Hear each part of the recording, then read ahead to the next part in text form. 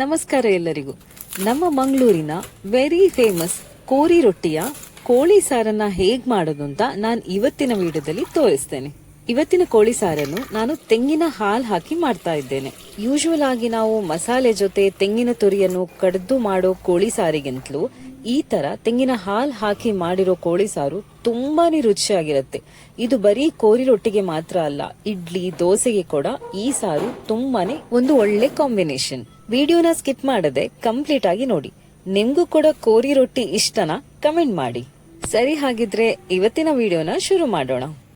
ಇವತ್ ಕೋಳಿ ಸಾರು ಮಾಡೋದಕ್ಕೆ ಅಂತ ಇಲ್ಲಿ ಸುಮಾರು 3/4 kg ಚಿಕನ್ ಪೀಸಸ್ ಅನ್ನ ತಗೊಂಡಿದ್ದೇನೆ. ಇದನ್ನ ಒಂದು ಮೀಡಿಯಂ ಸೈಜ್ ಆಗಿ ಕಟ್ ಮಾಡಿಟ್ಕೊಂಡಿದ್ದೇನೆ.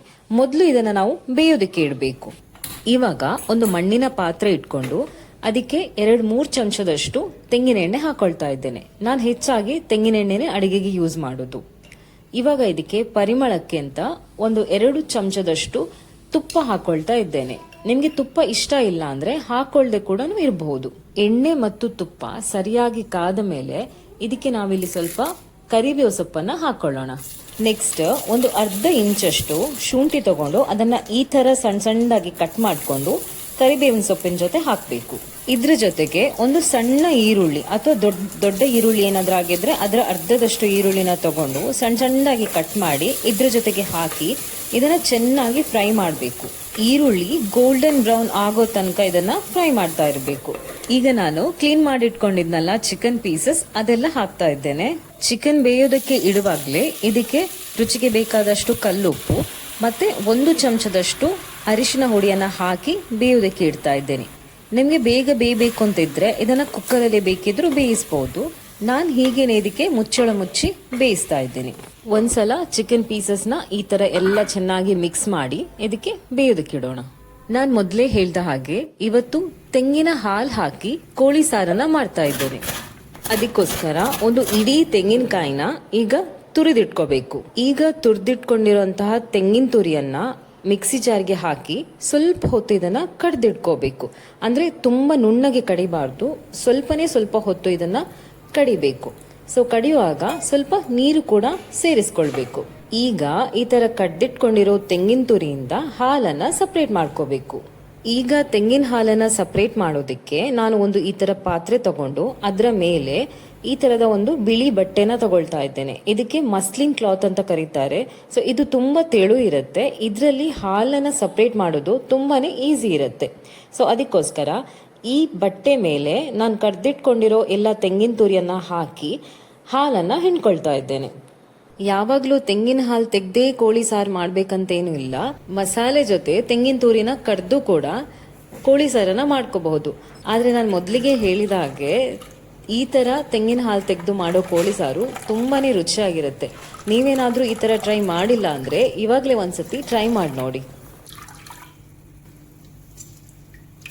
ಒಂದ್ಸತಿ ಈ ತರ ಹಾಲನ್ನ ಸಪರೇಟ್ ಮಾಡಿ ಆದ್ಮೇಲೆ ಈ ಪ್ರೊಸೆಸ್ ಅನ್ನ ಇನ್ನೊಂದ್ಸತಿ 2ನೇ ಸತಿ ರಿಪೀಟ್ ಮಾಡಬೇಕು. ಅಂದ್ರೆ ಈ ಹಾಲ್ ಹಿಂಡಿ ಉಳ್ದಿರೋ ತೆಂಗಿನ ತುರಿ ಏನಿದೆ ಅದನ್ನ ಮತ್ತೆ ಮಿಕ್ಸಿ ಜಾರಿಗೆ ಹಾಕಿ ಸ್ವಲ್ಪ ನೀರ್ ಆಡ್ ಮಾಡಿ ಮತ್ತೆ ಒಂದು ನಿಮಿಷದಷ್ಟೊತ್ತು ಇದನ್ನ ಕಡ್ದು ನಾವು ಮೊದಲು ಮಾಡಿದ ತರಾನೇ ಮಸ್ಲಿನ್ ಕ್ಲಾತ್ಗೆ ಹಾಕಿ ಈ ತರ ಹಾಲನ್ನ ಸಪರೇಟ್ ಮಾಡ್ಕೋಬೇಕು.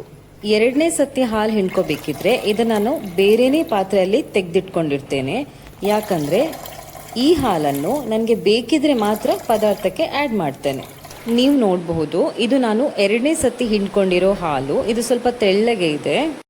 ಇದು ನಾನು ಬೇಕು ಅಂತ ಅನಿಸಿದ್ರೆ ಮಾತ್ರ ಪದಾರ್ಥಕ್ಕೆ ಆಡ್ ಮಾಡ್ಕೊಳ್ತೇನೆ. ಇದು ನಾನು ಮೊದಲನೇ ಸತಿ ಹಿಂಡ್ಕೊಂಡಿಟ್ಟಿರೋ ಹಾಲು. ಇದು ನೀವು ನೋಡಬಹುದು ತುಂಬಾ ಥಿಕ್ ಆಗಿದೆ.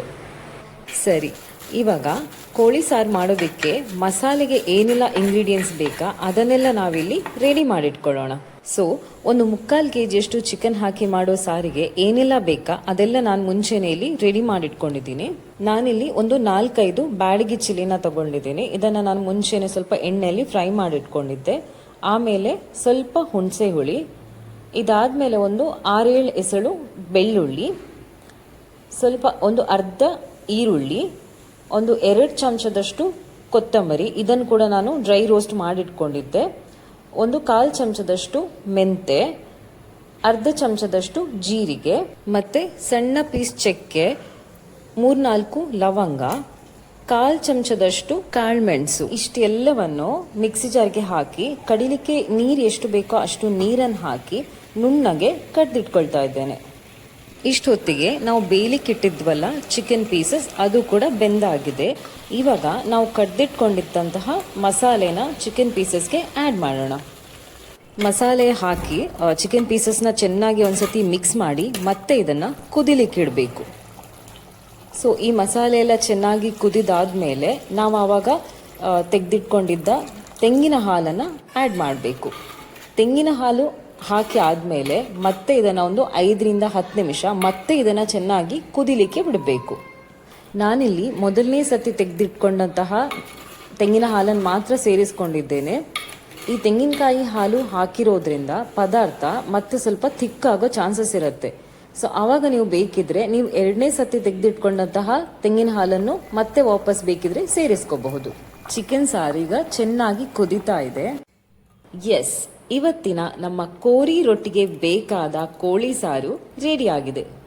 ಕಾಯಿ ಹಾಲು ಹಾಕಿ ಮಾಡಿರೋದ್ರಿಂದ ತುಂಬಾನೇ ರುಚಿಯಾಗಿದೆ. ಇದು ಬರೀ ಕೋರಿ ರೊಟ್ಟಿಗೆ ಮಾತ್ರ ಅಲ್ಲ, ಇಡ್ಲಿ, ದೋಸೆ, ಈವನ್ ಅನ್ನಕ್ಕೂ ಕೂಡ ತುಂಬಾನೇ ರುಚಿಯಾಗಿರುತ್ತೆ. ಈ ರೆಸಿಪಿನ ನೀವು ಕೂಡ ಮನೆಯಲ್ಲಿ ಒಮ್ಮೆ ಟ್ರೈ ಮಾಡಿ. ನಿಮಗಿದು ಇಷ್ಟ ಆದರೆ ನಿಮ್ಮ ಫ್ರೆಂಡ್ಸ್, ಫ್ಯಾಮಿಲಿ ಜೊತೆ ಕೂಡ ಶೇರ್ ಮಾಡಿ. ಇನ್ನೊಂದು ರುಚಿಯಾದ ಅಡುಗೆ ಜೊತೆ ನಾನು ನಿಮಗೆ ಮತ್ತೆ ಸಿಗ್ತೇನೆ. ಅಂಟಿಲ್ ದೆನ್ ಟೇಕ್ ಕೇರ್, ಬಾಯ್.